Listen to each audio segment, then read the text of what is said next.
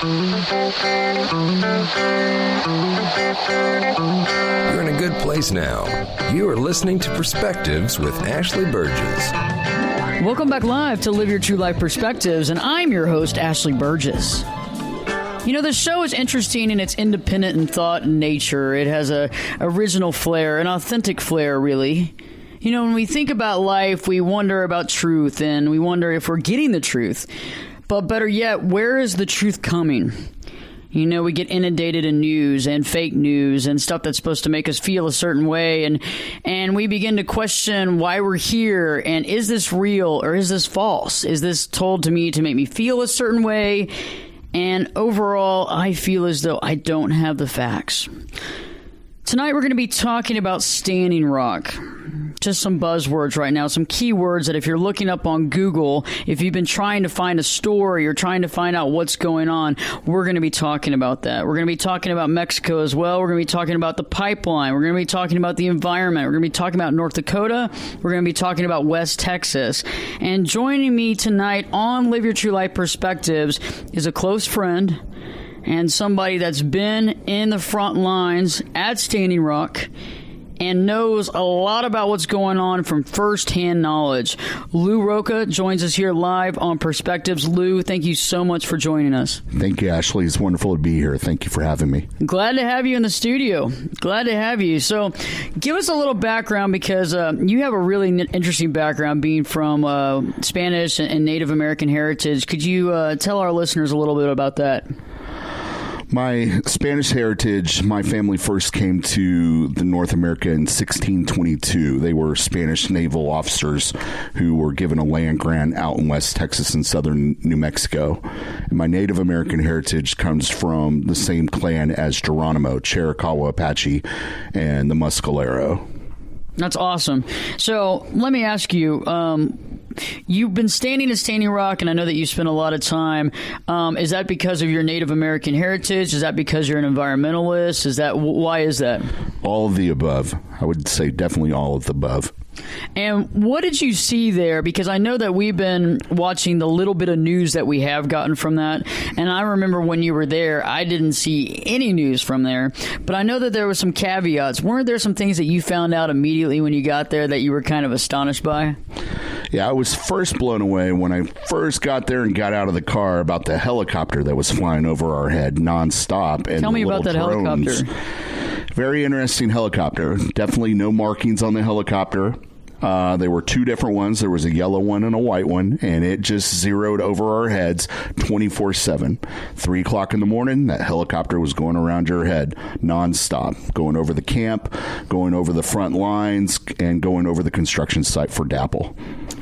How was that? I mean, I'm assuming after a while, since you were there for so long, it became white noise. But in the beginning, wasn't that a little, kind of felt a little odd? I bet you could feel the planes flying over. You could feel the plane. You could feel, which was in addition to that helicopter, just 24/7. It just really boggled the mind that they're able to do this.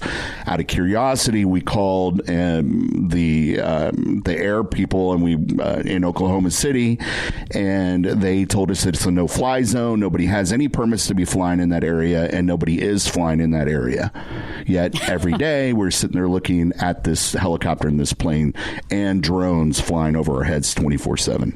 So you have drones flying over, checking out to see everybody that's out there, basically doing visual 360, right? And then you have these planes flying over and these helicopters. So there was kind of an ominous feeling, I'm sure, but you were still able to create some sort of camaraderie. Tell me more about that. The camaraderie out there was enormous. I mean, you had everybody from Norway, you had people from New York, you had people from Seattle, you had different tribes from all over the nation, a total of 300 different tribes represented.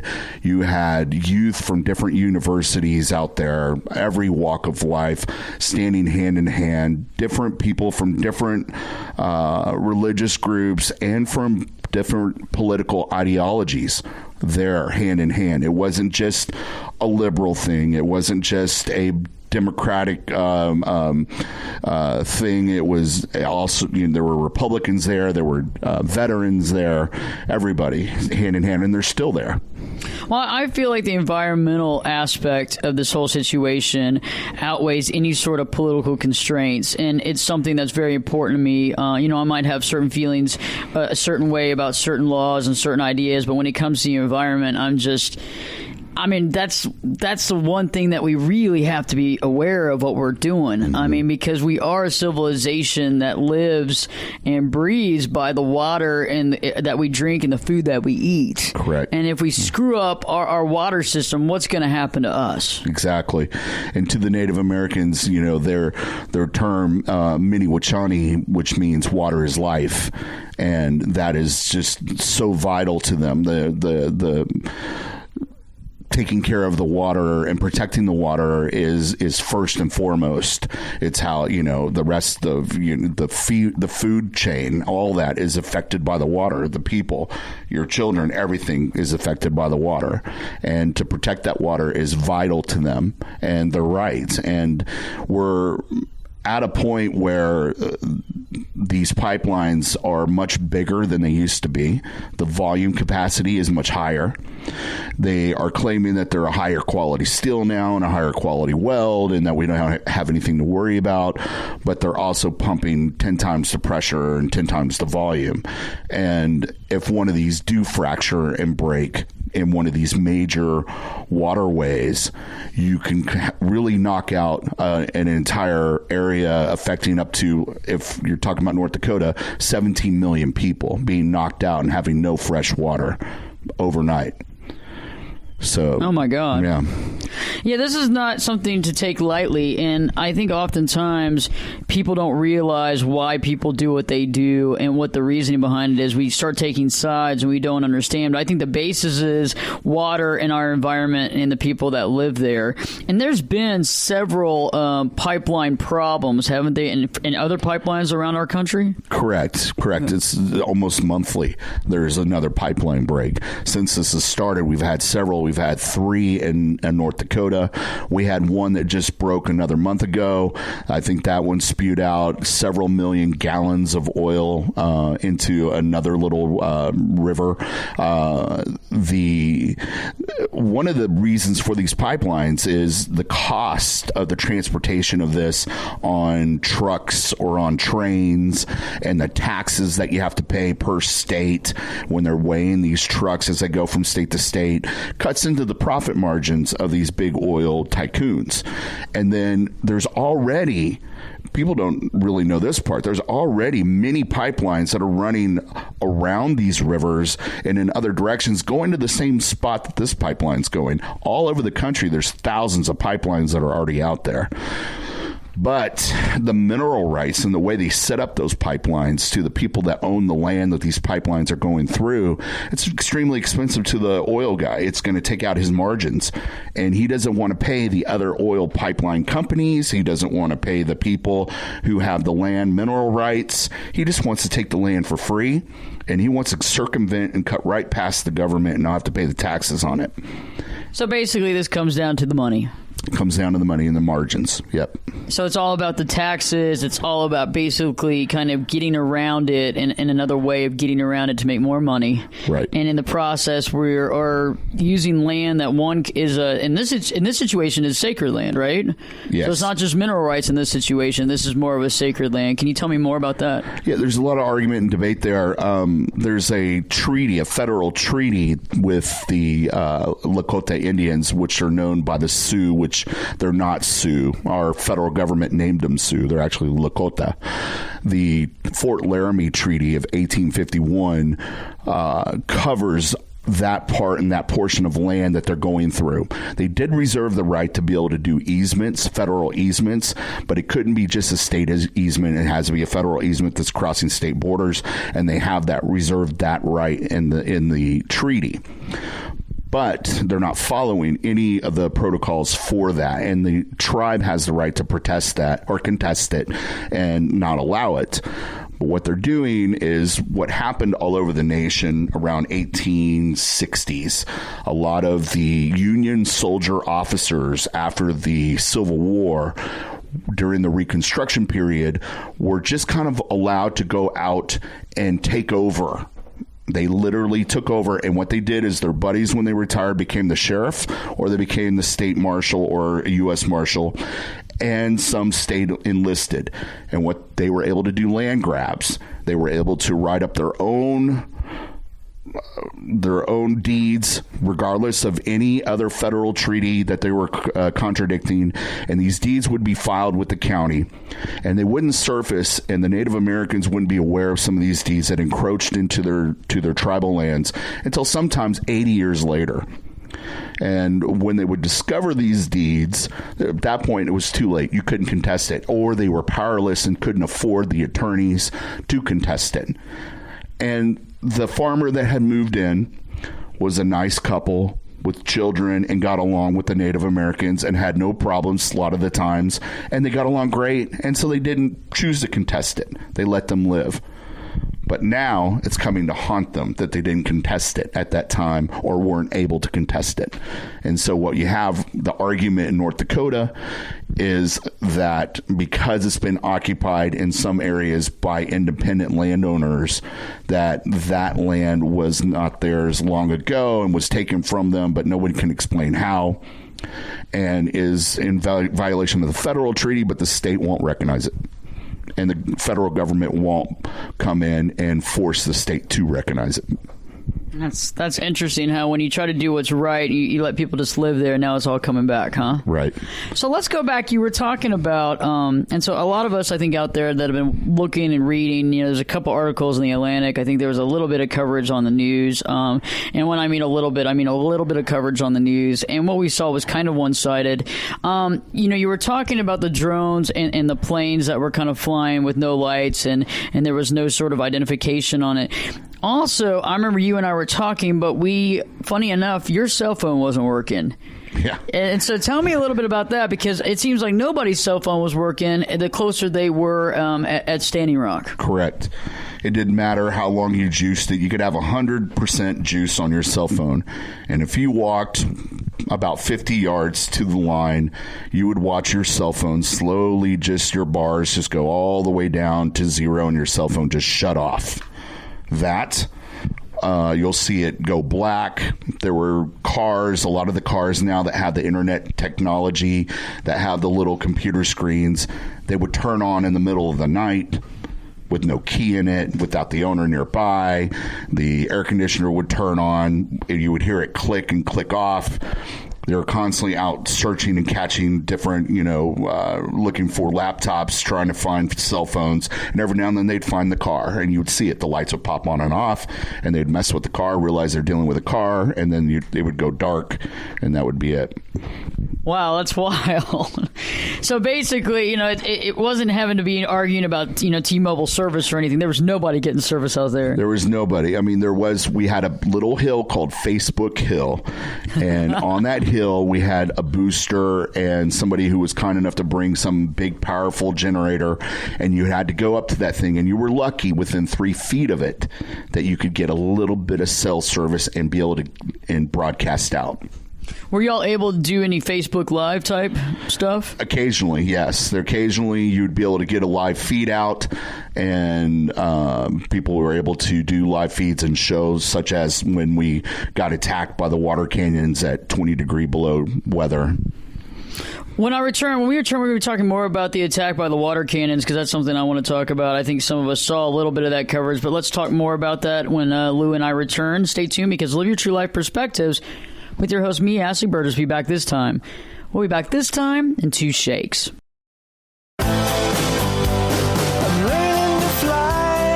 it up and jump in the deep end on Perspectives. Now, here's Ashley.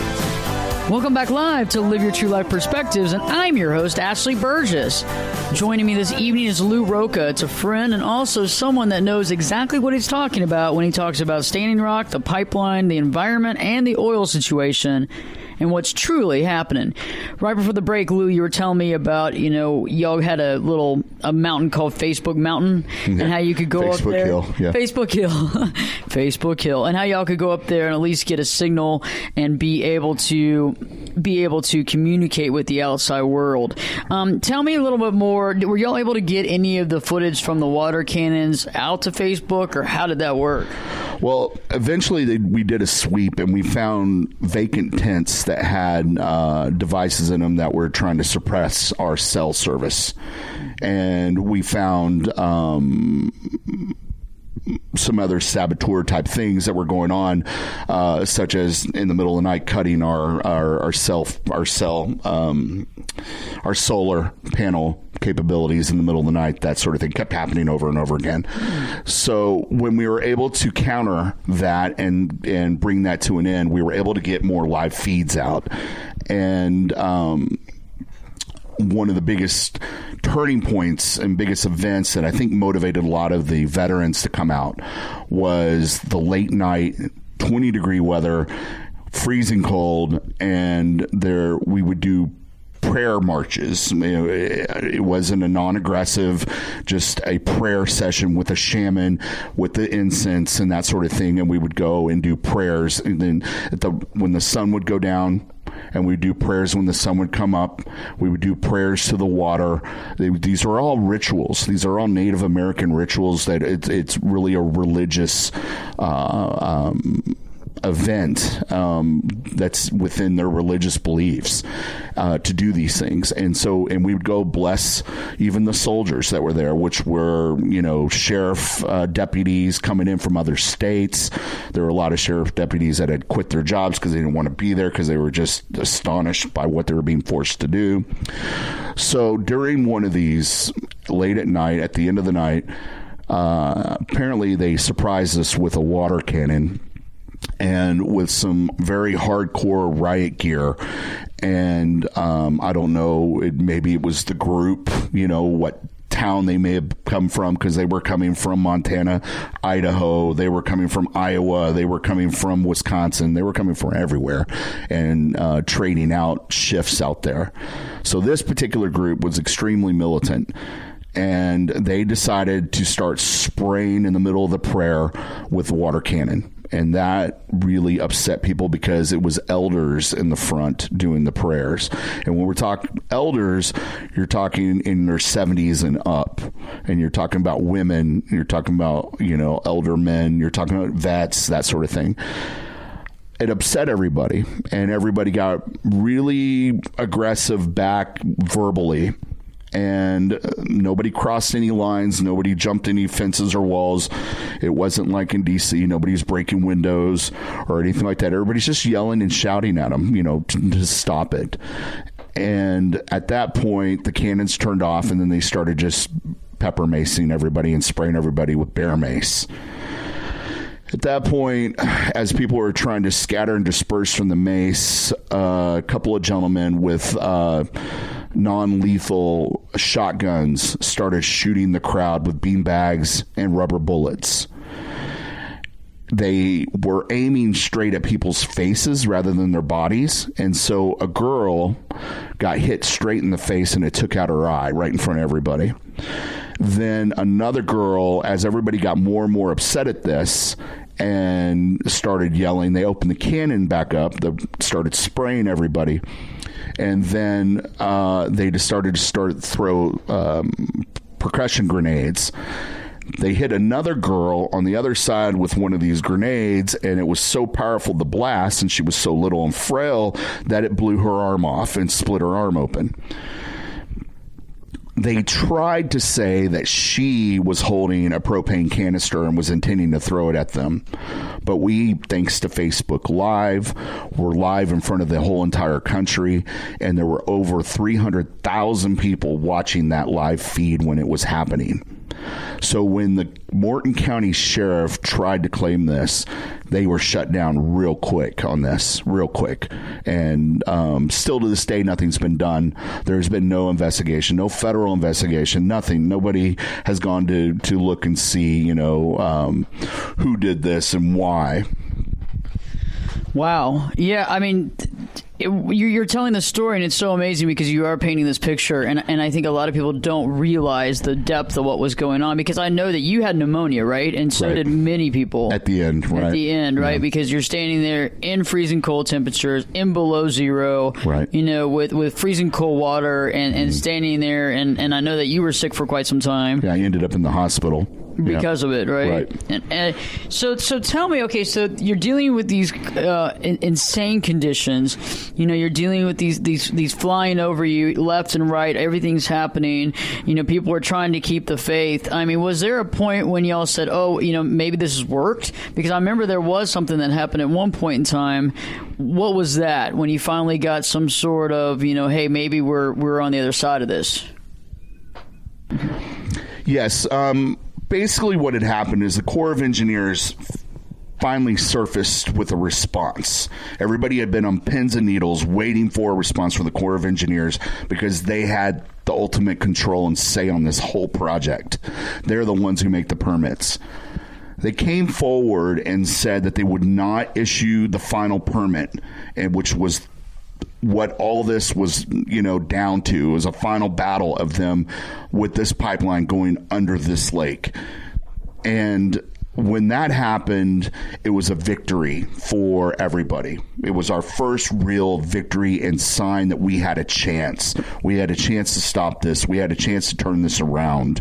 We had a chance to achieve what the town just 50 miles north had achieved. They were the original recipients of this pipeline.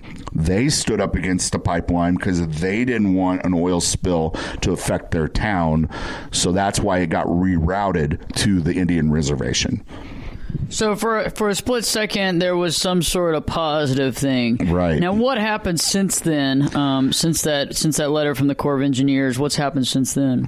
Since then, it started to kind of spiral down a little bit. The veterans came in and had a huge impact. When the veterans came in, I think it scared the state because it was originally, it was supposed to be 2,000 veterans via Facebook. That's what they had posted. It turned out to be over 5,000 veterans that showed up. They showed up because they saw this video of the water cannons and everything that was happening to the people and what they were doing and the face shots that the sheriff was doing to people. And that's not the country they defend. They didn't defend a country that does this to their own citizens, especially in a peaceful citizens that were not destroying people's property. They weren't destroying a Starbucks in downtown D.C. They were praying. So they really upset the veterans. When the veterans came in, it was interesting. The sheriff department disappeared. The entire security company ended up disappearing into the hills, and there was nobody there anymore on the front lines. And there was this little bridge there covering a little stretch of water, and that's where their stronghold was. Well, they retreated. And then they immediately said that they were no longer going to secure that area, that it was up to the federal government, and they were done securing the area, and the federal government needed to step in and handle it further, right when the veterans showed up. So with the Corps of Engineers announcement, it seemed like the momentum of stopping the pipeline was happening, and everybody relaxed. Many people relaxed. We also, the advantage of it being the Christmas holiday, which that's why so many people were able to show up, along with prior to that, the Thanksgiving holiday, and so many students were able to show up during the Thanksgiving holiday. And that winding down, the numbers dropped, and the tribe thought that it was coming to an end. And prematurely, part of the tribe, which is not recognized by more the purest of the tribe, which is the tribal council, declared it to be a success and for everybody to go home. And many people did. Many people did go home, and many people did leave. But it wasn't done. It wasn't over. There was much more to be done, and that showed its ugly head real quick.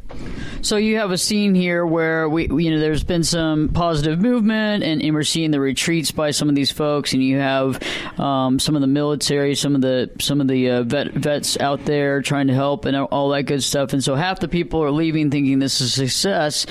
But what was really going on? Because I know that there was really all this other stuff stirring up. It was like you call it, the calm before the storm was what was about to happen, right? Correct. Correct. Okay, so paint that picture. So there we are. Everything seems okay. People are going home. Now what happens? Now what happens, which astonished me, Kelsey Warren comes out on CBS and basically gives a challenge to the protesters. And really, we don't refer to ourselves as protesters in this sense. We like to consider ourselves as protectors, water protectors. We're protecting the water. We're protecting everybody's right to water. We're not really protesting anything. We're just protecting the water. But he was interviewed with CBS, and he basically said that this was going to happen no matter what, and everybody was naive. And yes, pipelines break, but he knew 100% as soon as Trump was in office that he would get his permits and he would finish this job, and everybody just needed to go home. And he was not going to abide by the Corps of Engineers telling him to stop and cease any more of the drilling and the hold until they do an environmental assessment. Wow. Okay, so he goes on national TV and says this. How did that make you feel watching that? That fired me up. That really fired me up. That really shocked me for him to have the audacity to say that and to challenge the federal government. And and also you have to think about the other people with the backings here, with the banks and stuff. Now those folks are quiet, right? Oh, very quiet. Yeah. There's other investors behind them that they're smart. They're not saying a word. They're staying out of it. They just don't want anybody to even know they're around. They don't even know. They don't want them to even think they have any money involved in this. I think that's interesting. So you got Kelsey, what's his last name? Warren. Kelsey Warren. And he's based in Dallas, right? Yeah, he's probably, him in regards to Clyde Warren Park in downtown Dallas, which is named after his son, Clyde. Oh, okay. So right here in Texas proud here, right? Oh, yeah. So what did you do immediately? I mean, what did you call on your folks and say, hey, we gotta get back out there in droves. We got to figure out what was your next plan of action? It's exactly right. I immediately started working on helping people recognize that this isn't over. We have a lot more to go. This may be a 4-year battle. This may go on until after Trump is out of office, if he's out of office in 4 years. So we have a long struggle, and to be prepared for that, and not to think that this is going to be a short, simple struggle with a lot of drama and some issues happen, and then the tide's just going to turn and we'll have a victory. This runs so deep, it goes beyond just Standing Rock, and that's why so many people from Europe and around the world have showed up, because this has been a global problem. This is a problem, and the same battle's going on with indigenous people in Africa. The same battle has been going on with indigenous people in South America and Ecuador. Ecuador recently, though, their tribes just won a multi-billion-dollar lawsuit against Shell and Chevron over the same problem. Wow. Okay. And that's where I want to go when we return.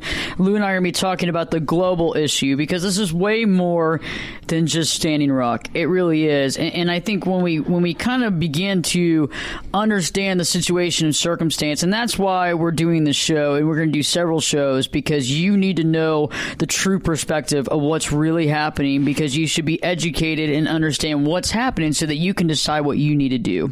Stay tuned. We'll be right back and live your true life perspectives with your host, me, Ashley Burgess. Be back this time. We're back this time in 2 shakes.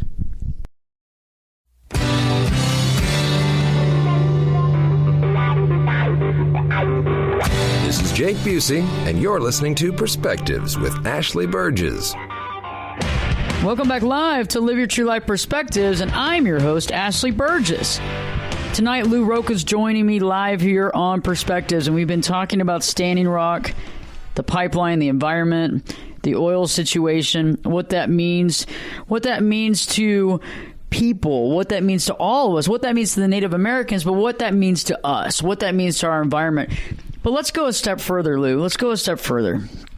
Oftentimes we see this as a confined situation, as something that's just individual. It's not a big deal. It doesn't really have any sort of global situation, but that is just the opposite of what's really happening, because this is just a symptom of a global situation. So let's begin talking about that globally. We have the Standing Rock situation, but we got issues all over our country and all over the world. Right. Many of the land rights for indigenous people and civilians of many governments are in jeopardy right now and being challenged by these major corporations that are a part of this huge global movement, financial movement that's been going on between all the countries, between China, between Russia, between the U.S. and the EU. And there's a huge competition going on. They're all competing they want to be in the first position with the biggest markets that are coming up. And the biggest hot markets are India and China. India, which has a middle class that surpasses the entire population of the United States. China, which has a middle class on the rise. These guys need to drive from point A to point B. They're going to have their own cars. They need gas to get from point A to point B. The markets are insane. North Dakota is capped out right now. They have tons of oil, but they can only produce so much so fast, and they can only ship it so fast. If they open these pipelines, they can double their capacity. Let's just as an example, if right now they're at about 350 million gallons or a year, let's just say, with the pipelines open, boom, they double their capacity.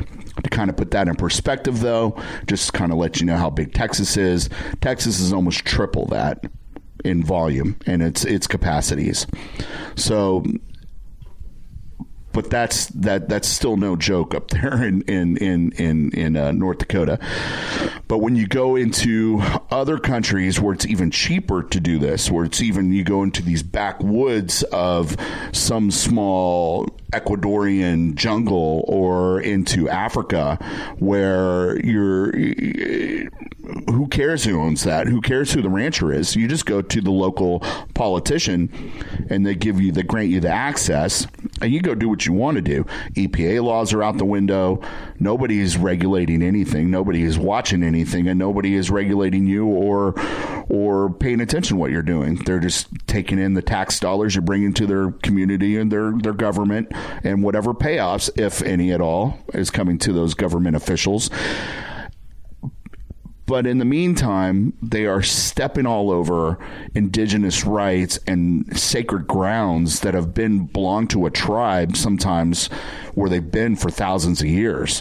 When you're going into Africa, you're going into some tribes that have been there for 25,000 to sometimes 30,000 years of history.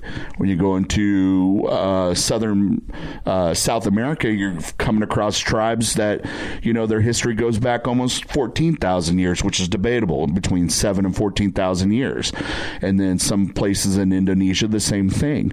But they're tribal lands. They can't afford to fight. They can't afford the attorneys.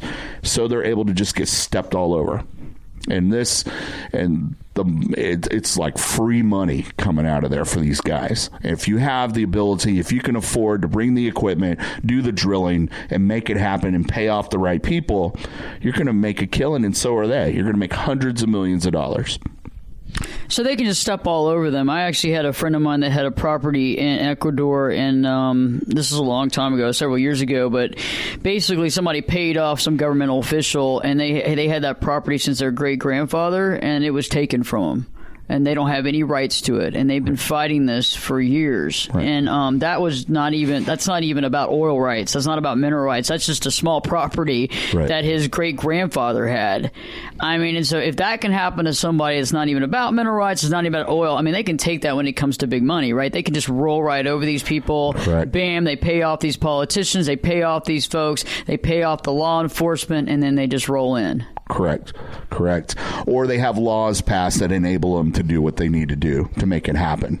And that's also what they've learned these techniques. Well, now we have a new problem. We have a big competitor, the Middle East, our biggest competitor in this market. And we I don't think want to go back to where we were, where the Middle East dominated us on the oil market.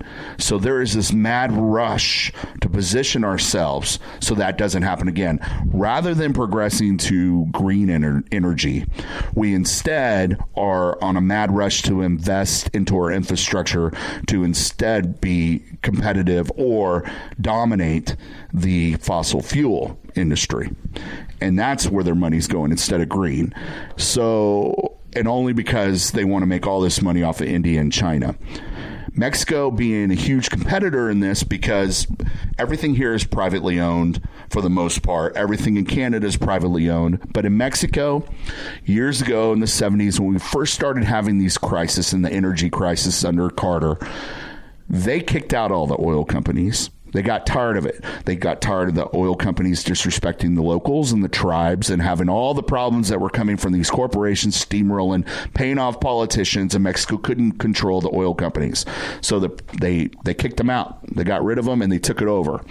So all the oil, all the gas stations, all belong to the government of Mexico. That's been a huge tax base for them and a huge source of revenue for that country to prop it up.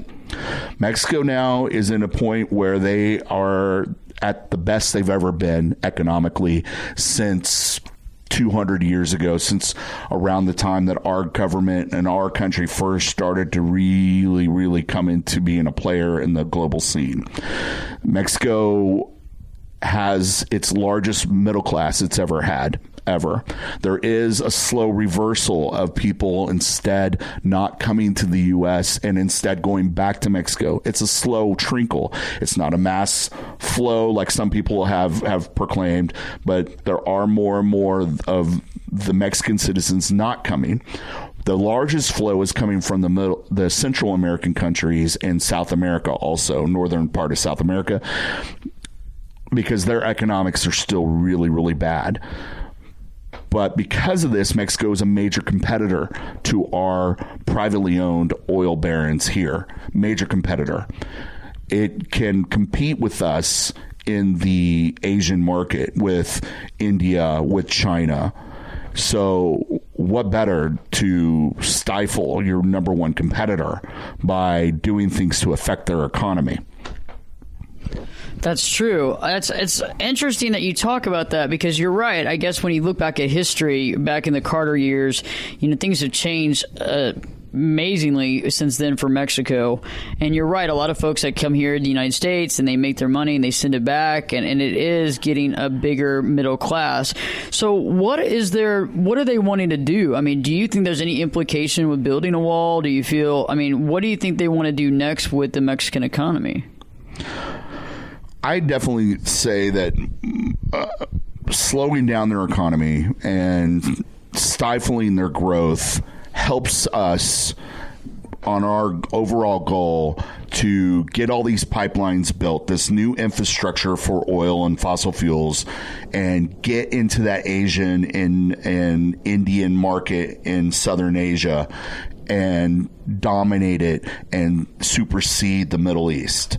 And they all know it, and nothing better happened to these barons, these big oil barons, or a lot of these big investors than the recession. When the recession hit, it hurt the common man, but it opened up a buying spree for them to go in and buy up everything they could. So when the market slowly came back, they not only got back all their money they lost, they came back 10 times stronger, 10 times more powerful, and they now had us cornered, and it was like a chess game. You had to bring back the economy. You had to bring back income to everybody here in the United States. You had to give them money to pay their mortgage, pay their rent, buy food for their family. But at the same time, you had to allow this to happen and unfold right before your eyes in order for it to happen. And that's what they did. And now we're checkmate.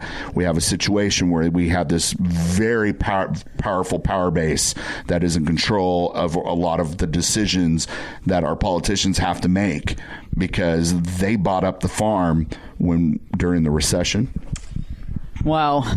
Now we're in, I find us in kind of in a pickle. I find us in a situation because I'm an environmentalist. I believe in green energy. And I know, I guess this oil is not going to us. So it's just going to other countries. So that's basically, we're just outsourcing and just making money on our exports, which will be oil is like our biggest export, right? Is that what we're trying to do? Which is the funniest thing. And I remember Ross Perot, another Dallas billionaire, warning us of the type of math that our government would do and that some of these private entities would do, where they would recount the same steps over and over again and add that up as a whole. And what I'm talking about, when they proclaim that a pipeline is going to bring 28,000 jobs, what that really is sometimes the same jobs counted over and over again. When they say construction jobs, you're talking about a crew of about 300 or 400.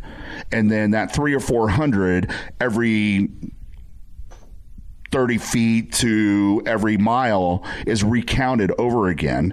And by the time you get 1,000 miles, if you recount the same people over and over again, it is as if there were 20,000 jobs worked by the same 300 people, and they recount them. And so when they claim all these jobs that it's bringing, it's not. And what it is going to do is bring in a huge amount of revenue and a huge amount of tax source for politicians, their buddies, and some of our billionaires. Also, it's interesting, too, you and I talked about this off air earlier, about it's not a Democrat or a Republican thing. This is a political thing. Before, when you look at Obama, Obama was involved in this, too, because he needed to make his numbers look better, right? I mean, because of our economic problems. So it's not a political thing. It's across the board. Oh, across the board. Across the board. Because he wanted to make the numbers look better, too. But this would have happened no matter who got into office. This was going to happen no matter what. Right. The only difference is the smoking mirror that's used by each group is a little different. That's the only difference. The way they will define the same word in a different way. That's all it is. But they're doing the same thing and they're achieving the same goal, both the Democrats and the Republicans. It's interesting. I mean, you would think, and I have problems with this at night when I try to go to sleep and I think about life. And I think a lot of people listening to this show, I mean, yes, you need money to survive, and that's where we are in this world. But at the same time, we really wish people would do things for the goodness and the right thing and what's right and just right and reasonable. But that just doesn't happen all the time. It doesn't. The sad thing is the behavior that was happening globally over the last 20 years outside the continental United States has made it to the continental United States. So we talk about our greatest fear being terrorist attacks from the Middle East. But what we're missing while we're watching that and focused on that, we're missing is the invasion of an ideology that has been executed and perfected outside the continental United States and is now being executed on our own citizens. We're missing this completely because we got this wall, we got the Middle East, we're looking in all these other directions, and we're not looking inland to our heartland. And so we have now in West Texas ranchers, farmers, those who have probably lived in their house and inherited it from grandfather to grandson for many generations since they first settled there, losing their homes and losing their land by an illegal use of eminent domain. This eminent domain is being used to take their land, to take their homes, so they can build a gas line that's going to run through Mexico for it to be exported to China. None of it's going to the United States. None of it is bringing jobs to the United States. None of it is bringing any income to the United States. Yet, they're using eminent domain to take their homes and their ranches.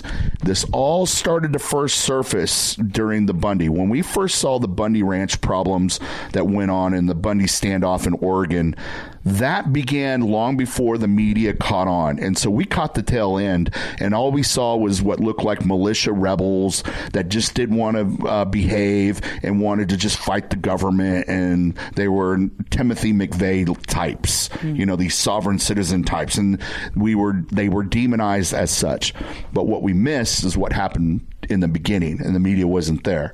What was happening was for mineral rights and needs of senators who had these offshore deals with these big mining companies are trying to grab lands and expand federal owned lands for future mineral right uses for these different contracts that they want to score. And the Bundys ranch backed up to some federal land, and they wanted to take and push back the Bundys because they were on a ripe source of minerals. The BLM, the Bureau of Land Management, immediately was being the puppet for many others behind them that you'll never see in the darkness, the big, huge billionaires pushing this, and the senators that are working with them to make this happen, to grab the land. They went and shot all their cattle. They went and took their cattle. They went and used eminent domain to take the land. The Bundys went out to try to even work their land and got arrested for being on their own land. It just kept unfolding. And then when the locals and the other ranchers came to defend the Bundys, they threw a 70-year-old woman, mother of 11 kids, on the ground.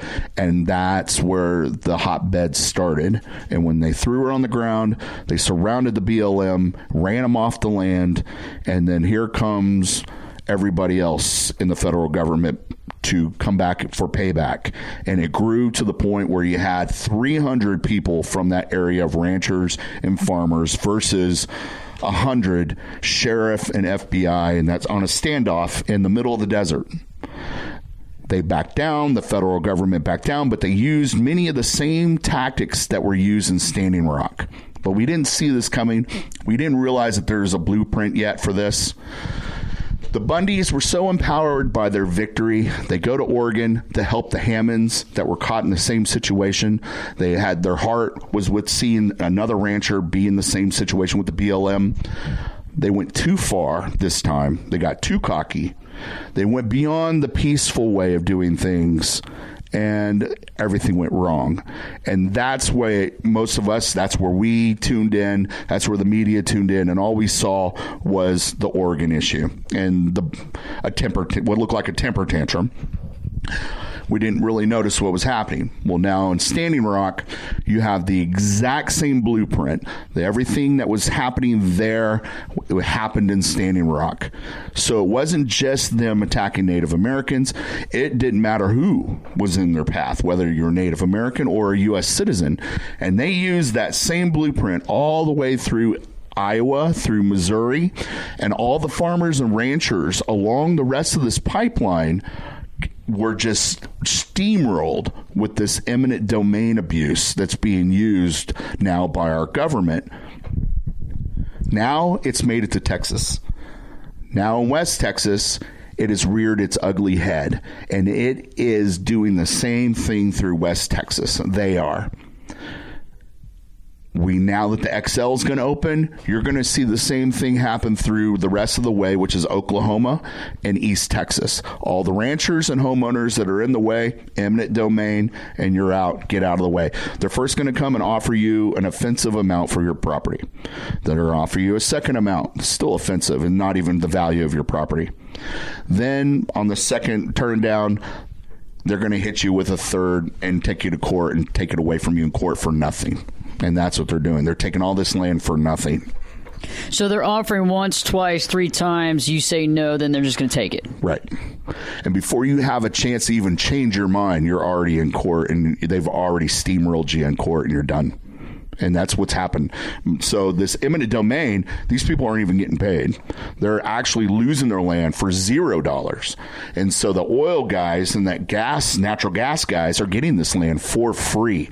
Much better deal than having to put a lease or oil lease or a mineral rights lease and pay the people. Just take it for free and steamroll right through their property and don't have to pay anybody. Oh, my God. When we return, we'll be talking more about what's going on. Lou's going to tell us a little bit more about what's there on our future, and we'll be talking about some talking points for next week's show, because we think that it's time for you to know what's truly going on. Stay tuned, because Live Your True Life Perspectives with your host, me, Ashley Burgess, will be back this time. We'll be back this time in 2 shakes. You could be my luck. Get in here. You're listening to Perspectives with Ashley Burgess.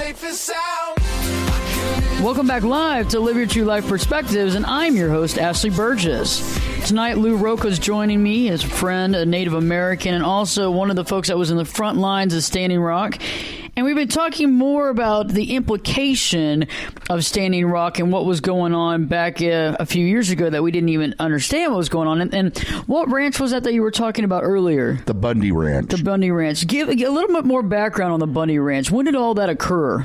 That occurred around this time last year, actually, a little over 2 years ago and up to last year. And that was in Nevada originally.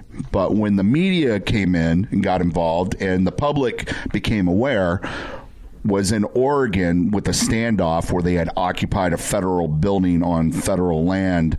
And it was actually a Bureau of Land Management steel building out in the middle of nothing, just flat land and cactus and sage.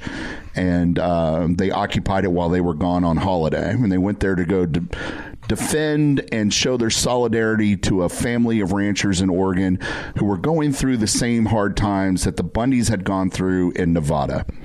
Little did we realize that this was a repeated blueprint that was starting to unfold throughout the entire continental United States right before us. And it was going to begin to affect eventually West Texas. Correct. It has made it to West Texas. You know, so that's the thing is that we were talking about right before break about how they're basically steamrolling over people. So these big oil guys and all these folks are literally offering money to these people to get their land, and it's some absurd small amount of money. And it's their whole entire livelihood. It's what they've always known. I'm sure most of the land came from their great-great-grandparents and that kind of sort of thing that have had the land. And so basically they can just take it from them. Correct.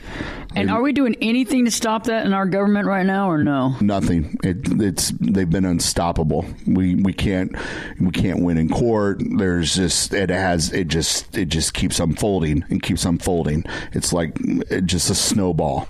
And there was a time where this just didn't happen, where these companies instead would just go and get an oil lease. They'd convince the people it's in their interest and everybody's interest and the nation's interest to do the lease, and people would do the oil lease. And sometimes these mineral rights would be a 100-year lease with some of these companies, and that's how they did it. And people got to keep their land, and some people would allow a pipe, to go through above or under the ground, whichever.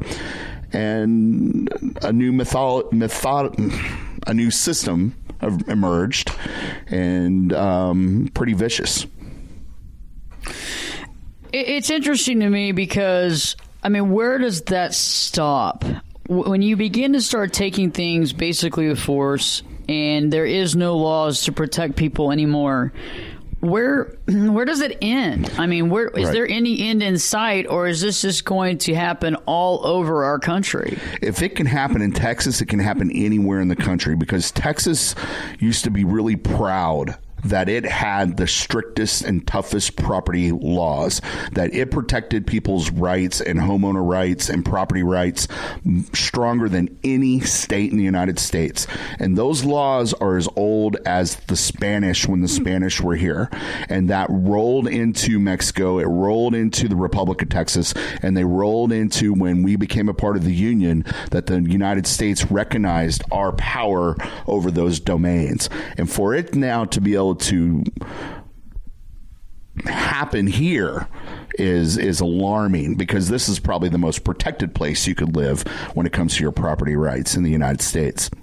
So what are they doing? Did they find basically a loophole in the system? Is that what's happening, and we can't find a way to patch that, to change the law, or what? Or is it just because Correct. lawmakers are behind the money, and so therefore they don't want to do anything? And so basically we are just we don't. If you have land and you happen to be in the area where there is going to be oil or minerals, then you might lose your land. All of the above. It's exactly, you just nailed it. Yeah. Wow. Yeah. What do you do about that? Hope to God that you get the right congressman in line and behind you and the right judges and start to turn that momentum. And that's where we're at. That's where the fight is. And little things like the Corps of Engineers standing up against the federal government and saying slow down. And little victories like that is where it begins to turn.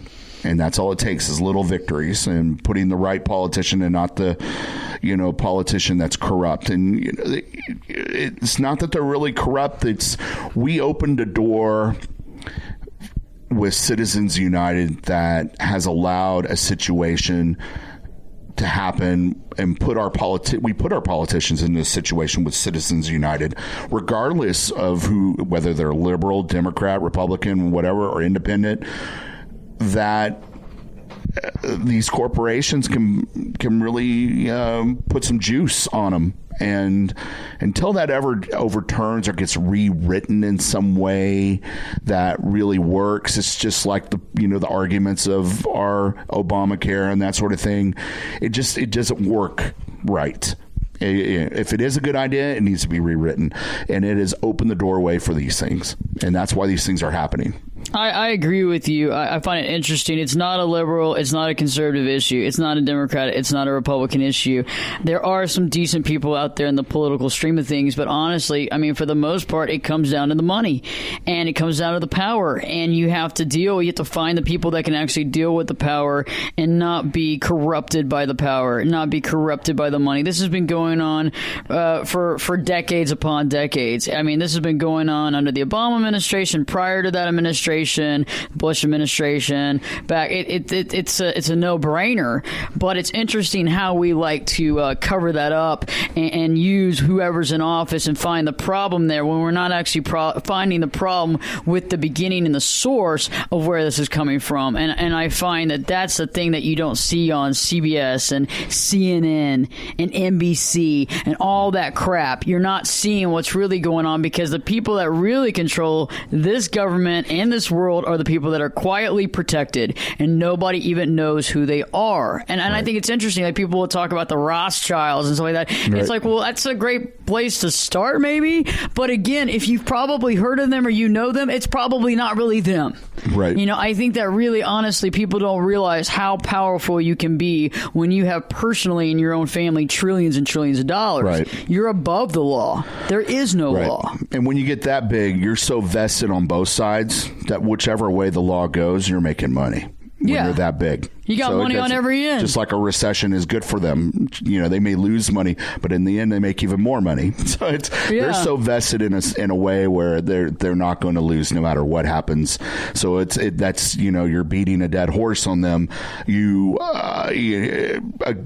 Our first example of this was Standard Oil and the Rockefellers, and we went through this already with the Rockefellers and Standard Oil, and when we broke them up, and that was when we first started having legislation to stop this kind of thing. Now we're gone full circle, and we're right back where we were when we were being controlled by Standard Oil and the Rockefellers. We're just right back to it. Only this time, it's not one individual, so you can't go, it's a monopoly. It's just multiple. It's an attitude that goes parallel, just right there with a whole lot of other billionaires that are following the same blueprint. History does repeat itself, doesn't it? In a sense, yep. It's always very interesting to me. And I think for a lot of folks out there listening to the show, you're authentic and you're trying to live a true life, and you believe in the common good. But some of this stuff can be very overwhelming to you because it seems very bleak, and it seems very sad, and it seems detrimental to our society and to the world society. And I would have to agree with that. So let's talk about what are some of the things that you and I will be talking about next week, because this is a continuing saga. This isn't going to stop. And tomorrow we're not going to tell you that, unicorns and rainbows are here and everything's great and gummy bears for all. And, everybody gets a glazed donut for free and a Slurpee of their choice. Yeah, no, right. Unfortunately, that's just not the way it is right now, right? Right. But we can find something within ourselves, or we can be active participants in things where we're not just watching things happen. You don't have to watch this like watching the Kardashians on TV. Instead, you can actually have something to say, but better yet, you can actually share this show and our upcoming shows with everybody that you love, so that they begin to understand what the truth really is. Right. So where are we going to begin next week? Because I think, this is obviously an ongoing saga. So here we are in the situation.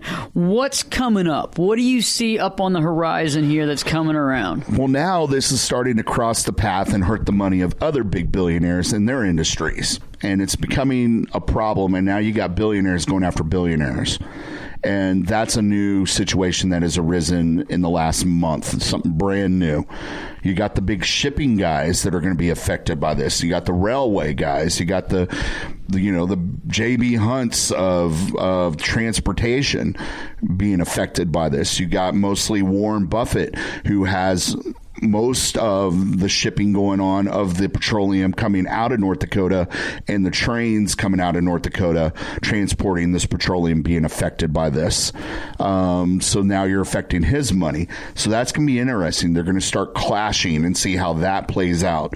You have the politic end of it, as where does the politics start to change? What legislation starts to happen? What new legislation is budding right now that will come hopefully to fruition that will start to turn this in another direction. When it comes to the politics, you got the warnings that came from this from Eisenhower and from Reagan. Reagan warned us about this and said, "What's the purpose and the value of having any property rights if the government at any time can take your property rights or your personal rights, and for any reason at any time, if the government wanted to, can drum up any charge and hold you accountable to those charges in order to get what they want and do what they want." These are Reagan's very words. And here we are. That exact thing is happening. Then we also have what's happening also now outside the continental United States due to what's happening inside the continental United States, where people are becoming political prisoners and disappearing, almost a mirror image of the world of cartels. Or if you look back to the diamond trade industry in South Africa and what was happening there, you're getting that happening now with big oil, and some of the big oil that is involved with our own oil companies in the United States.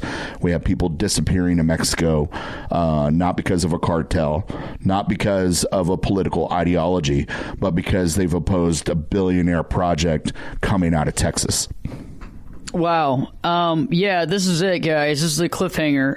We'll be back next week to talk about these things, to basically educate and put these things in your mind so you really understand what's really truly happening. Lou, you're going to be joining me next week. Yes, I will. I look forward to it. And Lou, a last thought for our listeners for tonight. Just do your research. Don't just go off the articles. Definitely read the article, take the articles, make notes, and then do your own research, because even, what's cited at the bottom could be bad. You just got to keep digging and keep digging and keep digging until keep going until it ends, and it'll reveal itself. The truth will reveal itself. And that's where we're at now. We have to do our own research now as a society.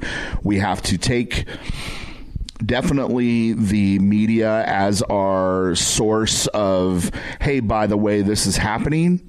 But when it comes to the full facts, we have to get out there and get them ourselves now, because you're not going to get them all. You're going to get some most of the time. I agree with you, and the thing is that that's totally true what Lou just said. And look at who you're getting your information from. Really watch. One of the best ways to get information sometimes is to go outside of the country that you're in and really look at stuff like that's coming out of different countries. As well as getting different sources and not defining yourself by a liberal or by a Democrat, by a Republican, by an independent, and really looking at a source that's outside of that. As well as your gut and understanding that you have to understand what reality is and begin to understand there is other things at work. Sometimes we want to agree with it. Sometimes we want to disagree with it. Sometimes it makes us sad. Sometimes it makes us aware. But all in all, it's about being truthful to yourself and understanding where you stand. I look forward to next week's show. Thank you. I do too. Thanks for having me. Hey, you're welcome. Lou will join me next week, and I look forward to talking more about this. And we're going to see just how deep the rabbit hole goes. So stay tuned, because Live Your True Life Perspectives with your host, me, Ashley Burgess, be back this time. You know it. I'm back this time in 3 shakes.